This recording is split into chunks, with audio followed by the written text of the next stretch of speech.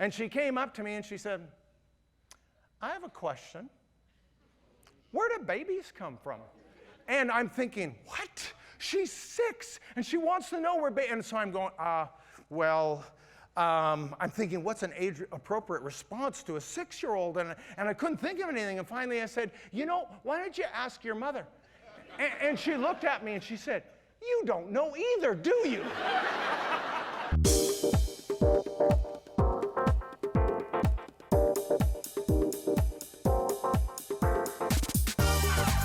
Welcome to Church of the Rock from Winnipeg.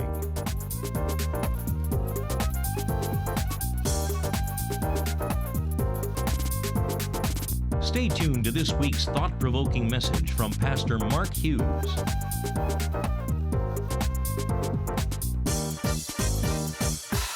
And what we've been talking about is this, is that your family is your fortune. And that building the family fortune has nothing to do with money. And I've sort of been doing this chronologically in this sense that I started with singles, and I talked about singlehood and singleness, and how really every family begins when 2 singles discover each other and come together. And then week 2, obviously, we went to marriage, and I talked all about that. And what do you think the obvious way to go next would be? You got it, children, where we're going to be going today. So my message today is kids and other hazards of sex. And we're going to be looking at how this all plays out. And I want you to think about this for a moment, because sex, here's what God did, and I think it's peculiar. He took one of life's most enjoyable and intimate experiences and linked it directly with life's most painful and terrifying. I'm talking about childbirth. And he linked those two together, and I've always been convinced, I've told you this before, that God chose sex to trick us into having children. And if it weren't for that, how many kids would we really have in the world? If you had to order children off of eBay or Amazon, how many would you order? I suppose it depends on whether there's free shipping or not, right? I mean, at 8 pounds, it's going to cost you a fortune to bring them in. So there was this little trick, and I think the sex part's pretty much the easy part. I think the kids thing is the much harder thing. And, one of the things that they had to experience for the very first time was childbirth. And when you think about it, again, no books, no midwives, no mother to teach Eve anything. And I think, I wasn't there, but I'm imagining she just went, off and squatted in a field and had the baby and came back and made Adam dinner. I think that's how it worked. But this whole process has evolved into something wholly unique since then. Now, I don't know how many of you were born in the 50s, but those of us born in the 50s, childbirth was way different than it was then and what it is today. And here's how it worked in the 50s, is that our fathers, they actually just dropped our mothers off at the hospital on their way to work. And they didn't even get out of the car. They just pulled up at the hospital door, and Mama got out and waddled into the hospital. And he said, we'll pick you up after work. And at 5 o'clock, he comes back. And, he's all surprised that the baby wasn't born, and so he's sort of frustrated with that. Well, he doesn't go into the room. That's not how it worked in those days. He goes into the waiting room with the other expectant fathers, and they sit around smoking cigars and reading fishing magazines and wonder what's taking so long in there. How hard could it be? And that's what's going on in there. Now, meanwhile, in the actual room where the mothers are, this is what's going on. They've got your mother so juiced up on drugs that she's probably going to be unconscious when the baby is actually born. And the drugs don't wear off until about the time when you are entering grade 3. And that's why your mother could never remember your name. Do you remember that? Who are you again? Oh, yeah, you're my son. I mean, to this day, true story, to this day, my mother does not remember my name. And she will go through all her sons' names, and I will just tell her to stop, that one. The one in the middle, that's me. And, I just think it's the drugs talking. I mean, it's not really her fault, is it? And so that's how things used to go on, in the 50s. But that's not childbirth today. And those of you that are young parents know exactly what I'm talking about. Now, the federal government has mandated that a father must observe the birth of his child from no less than 30 centimeters away. And if he remains conscious, which he probably won't because he's probably going to pass out, he is supposed to help. So there you go. So my point in all of this is to say that life has changed and fathers are far more involved in this process than we ever were before. So here's where we're going. We're going to Malachi chapter 4, and we're going to look at a little passage there. It's actually the last thing in the Old Testament. And we're going to look at verse 4, 5, and 6, Malachi chapter 4, and this is what it says. It says, "Remember the law of Moses, my servant, which I commanded him in Horeb to all Israel with the statutes and judgments.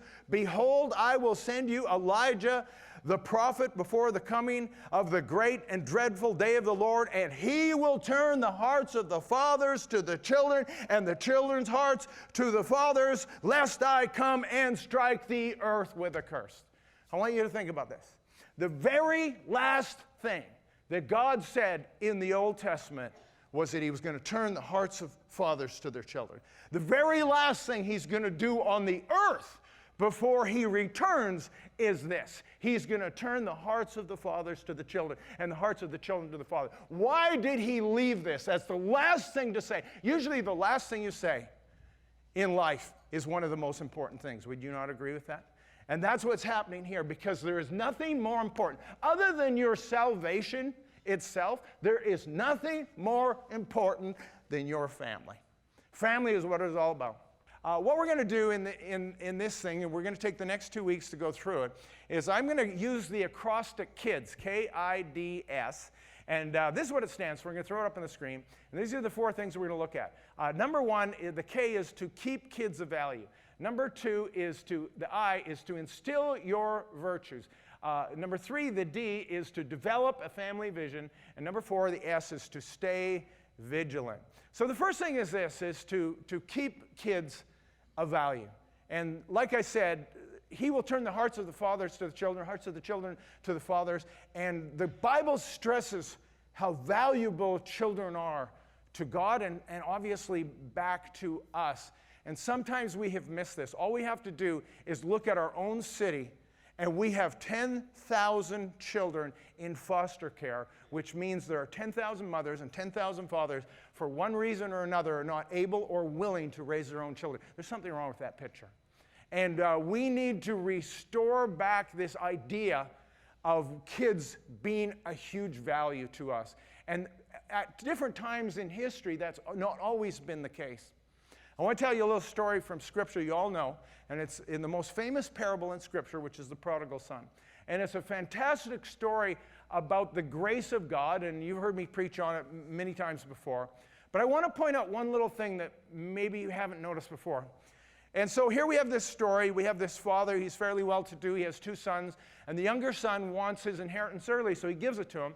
And he goes off, and you know what happens. He squanders it on wine, women, and song. And when he's destitute, he decides he's going to come back, hoping his father will receive him back as a servant, and it'll be better than the state he's in now. And it says that he started on his way home, and it says, while he was still a long way off, his father saw him and ran to him. So what does that mean? What does that mean if he saw him from afar off? It means he was watching for him. He was waiting for him. And he saw him coming down the road. And it says he ran down the path, and he threw himself and embraced his son. And he gave him a robe, and he gave him sandals, and he gave him a ring, and he brought him back to the house. And he held this great feast, and they killed the fatted calf. And the older brother heard the music, and it said he was angry.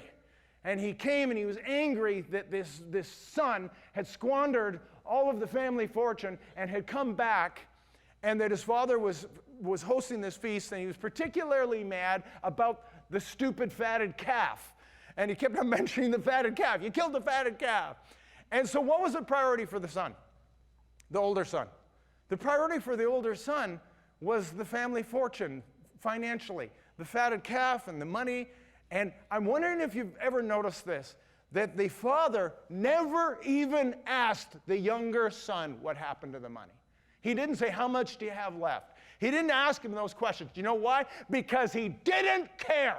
He said, my son was dead, and now he's alive, and nothing else in this world mattered.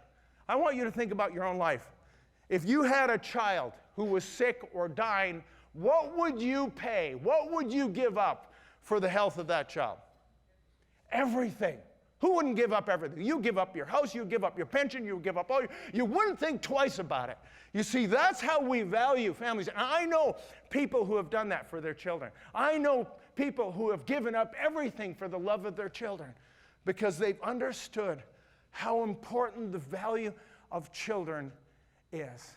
And see, here's what we need to sort out, is that we have certain priorities that God has given us, God-given biblical priorities. And I know people ask the question, well, what exactly are my biblical priorities? What is the order, and where would I find it? There's lots of places, lots of ways you can figure this out from Scripture.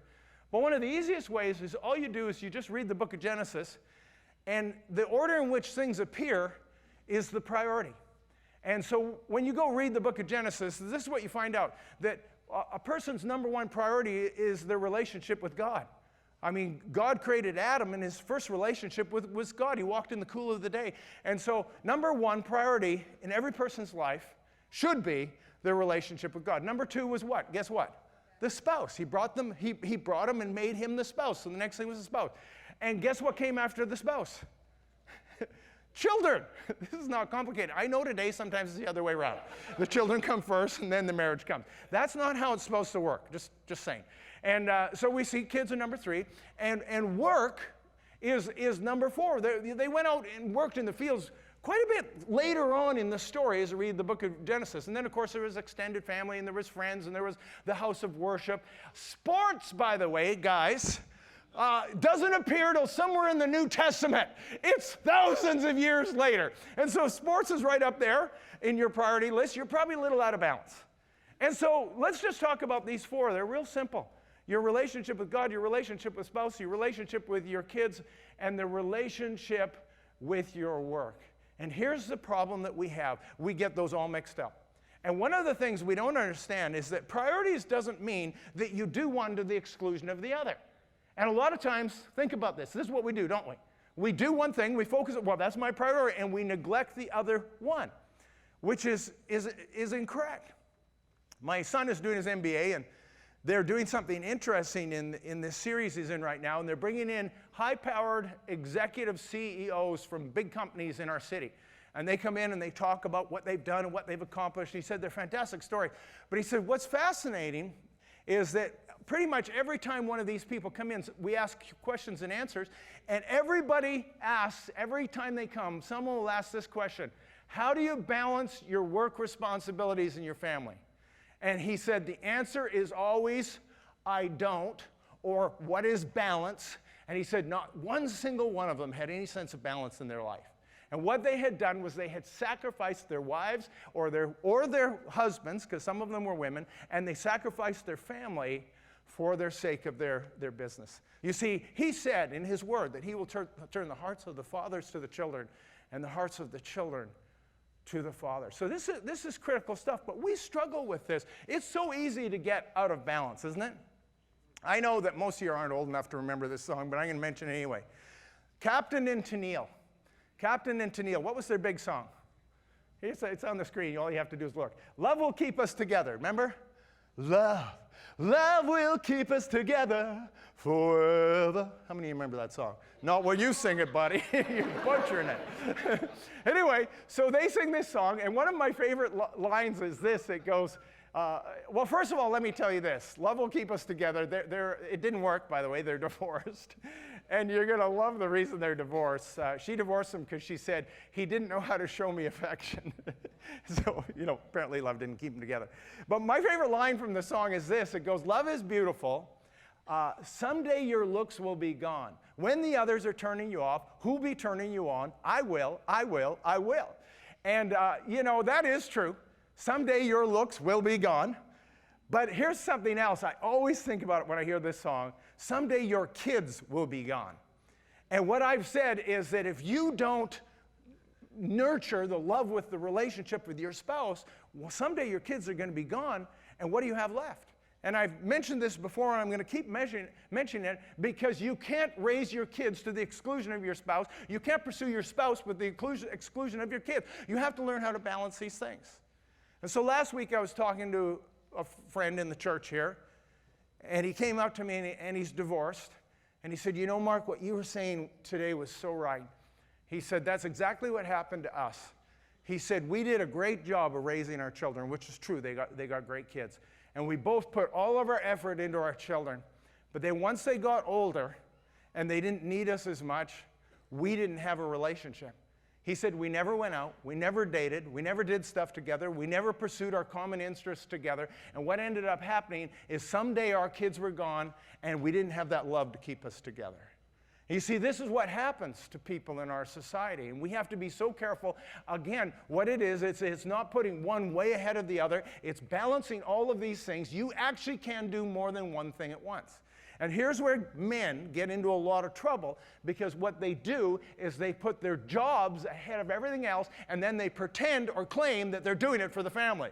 I'm doing it to put food on the table. And that's why you come home at 8 o'clock every night. And that's why you don't see your kids. And that's why you're not at their sports games.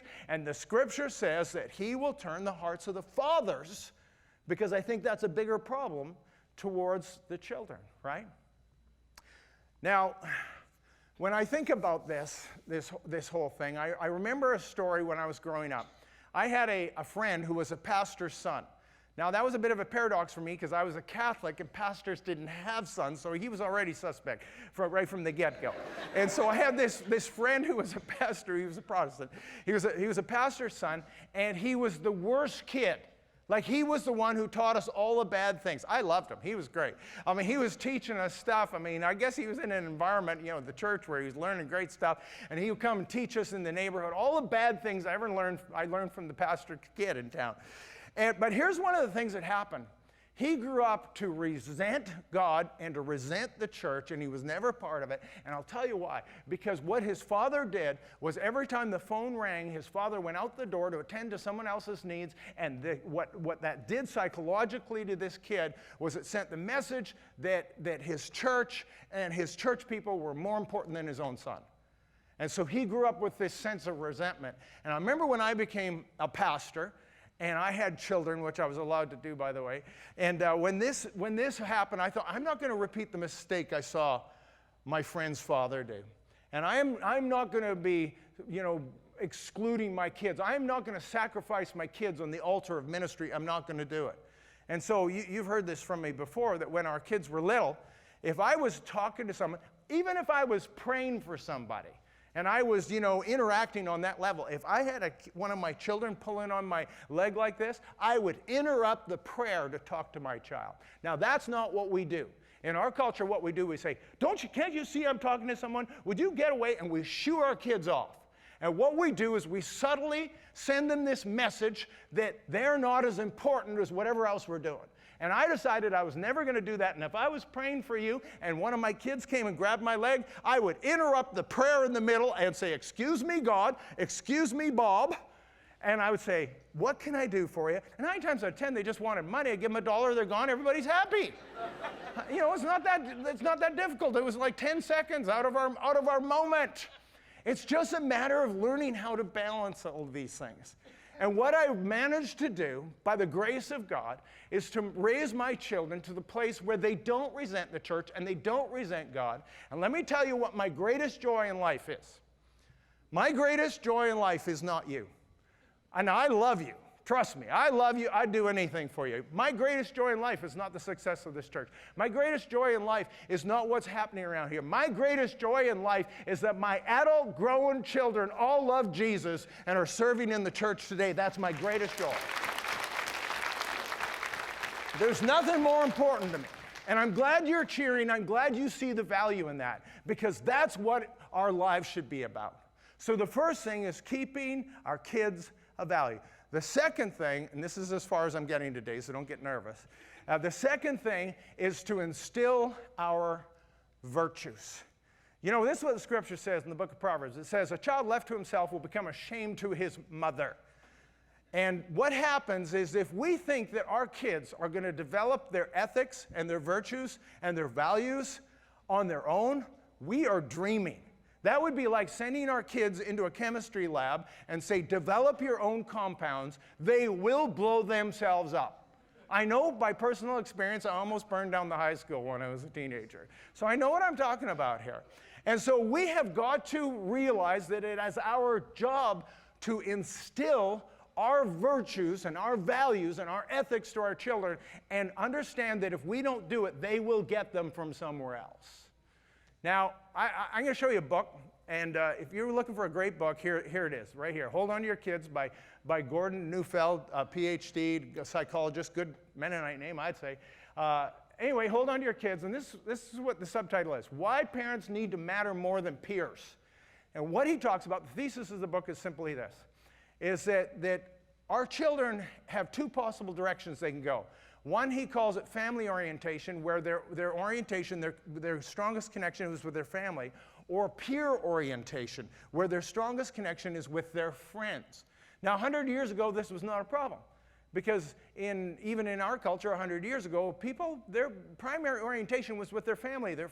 They grew up with their family, they worked with their family, they might be in the fields with their family, and their family was instilling the values and the virtues and the faith and the morals to their children. But today, and even in the last 50 years, that's not the case. We have raised the value of socializing way above family. And we always want our kids to be connecting with their peers. And what's happening is they spend an inordinate amount of time with their friends.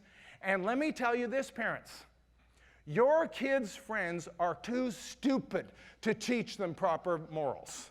It's just the fact. And if you don't do it, don't think they're going to get it from their friends. They'll get them, but they won't be good ones. Let me tell you from firsthand experience. I know a lot about this.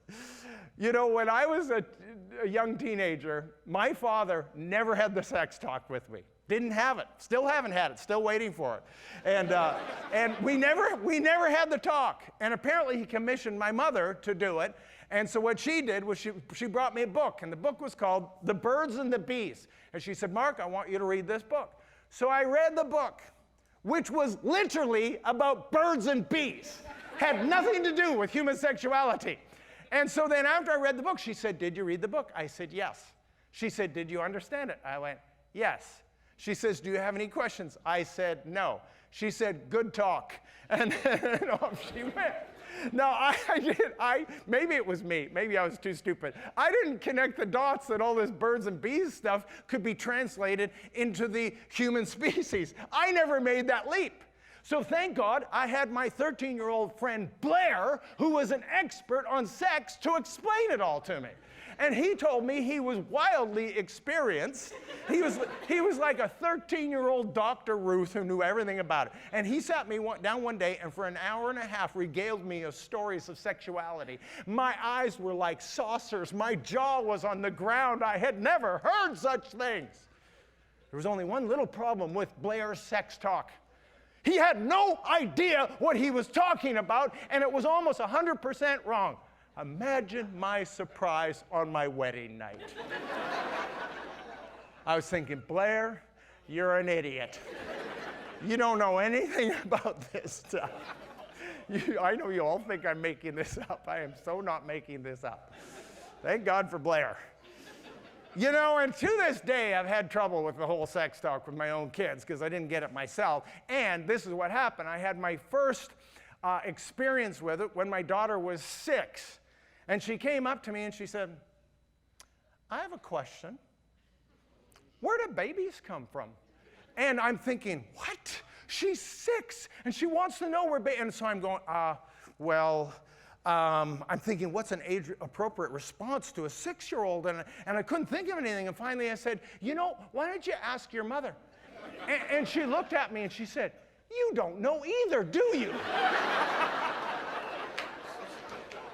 I said, that's right, I don't know either. To this day, she still doesn't think I know. And research is now telling us that children have developed their moral foundation by the age of 9. And we always think, well, I ended up with a rebellious teenager at 15. No, you didn't. It went off the rails at 9. You just didn't notice until they were 15. And that's why it's so important for us at the very early ages to be instilling our virtues and our ethics and our morals and our values and our faith. And that's why we bring them to church. And don't make this mistake of sacrificing church and kids ministry and those things for your sports. They're not going to get the values they need. And so many parents make that mistake, and then they wonder why their kids don't want to go in church. I'll tell you why, because you sent them a message that sports was way more important than anything else in life, or dance, or whatever it was. that you sent them to. Here's what the scripture says, and I'm going to end with this. In Deuteronomy chapter 11, it actually speaks to the fathers again. And in Deuteronomy chapter 11, it tells fathers, commands fathers to teach their children, to train and rehearse in the ears of their children the precepts of God. And then in Deuteronomy 11:19, this is what it says. It says, speak to them while they are sitting down in your house, while you are walking by the way, while they are lying down, and while they are rising up. And I've said this before, and I think I was incorrect. And I said the interpretation of this, if it's when you're sitting, lying, waking up, or walking, then that's always. And this week, just this week, I realized something. I was rereading that passage, and I thought I've misunderstood this. If you think about those times when you train your children, those are the relaxed times, if you look at this. When you were sitting with them in your house, when you were walking along the way, when you were laying them down and putting them to bed, when you're waking them up in the morning. Those aren't the stressful times. And see, a lot of times what we do is we try to teach and train our kids when we're in crisis mode and when they've done something and we're yelling at them and trying to correct them in these moments. And if I look at Scripture, no. Where we instill our virtues is when we are sitting relaxed in the house, when we are putting them to bed at night, when you are journeying along with them, and you all have those moments. I'm going to finish with one final story here today about this. When my kids were in high school, they went to a school that was 20 minutes away, and so we had to drive them every day for 12 years each. And so then as soon as one of them was old enough to drive, I threw him the keys and said, you're driving. I'm not driving you brats to school anymore. I'm not doing it. And so I threw him the keys, and so then he drove, and then my other daughter drove. And then what happened is those two graduated from that school, and I only had one left, and she didn't have a license. And all of a sudden, first day of grade 11, I had to drive my daughter to school again. And so anyway, we got in the car, and I'm all grumpy and groggy and got a cup of coffee and driving along. And she, big smile on her face, she says, well, Pup, 199 more drives together. 199, she says. And I groaned. And she says, what, aren't you excited about 199 more drives together? And I said, well, it's like this. First of all, I've done parenting you a long time, and I'm not even sure I even love you. And of course, I was totally kidding on both of those fronts. But let me tell you what happened. So we spent the next year exactly 200 drives together. Every morning we spent 20 minutes together, just totally relaxed and talking about life and talking about things. And when I look at that year together driving with her, I thought that was such a precious year to be able to have that uninterrupted, unhurried, relaxed time with our children. And you know, here's what I want to tell you as parents. This window of when your children are children is so small. Because what happens is someday your kids will be gone. And one of these days they grow up and they leave the house and they move on. And all of a sudden you're standing there and going, what did I miss? I know I missed something. And every once in a while I'm looking at the pictures of my kids when they're little. And my grown kids are over and they see me doing it. They say, what are you doing? I said, I'm looking at you when you were little. I said, look at you. You were so darn cute. And look at you now. And don't misunderstand me. I love my grown kids. I do, and you know that. You've heard my heart on that. But I miss those times. And the fact is, it went by in a flash. It was gone like that. And all of a sudden, you know, you think you have so much time, and you think you can make compromises, and you can't. Because the next thing you know, they're grown up. Someday your kids will be gone. And you have to remember that the moments that you have now are the most precious moments that you have with your children. Don't lose this moment, because God will turn the hearts of the children to the fathers and the hearts of the fathers to the children. Let's stand together, shall we?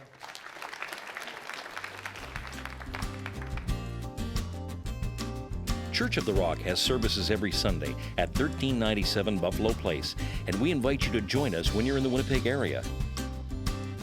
If you'd like a booklet to help you understand more about God's gift of forgiveness and reconciliation through Jesus Christ, please contact us, and we'd be happy to send you a free copy of the Book of Hope. Visit our website at www.churchoftherock.ca. Thank you for watching, and God bless you.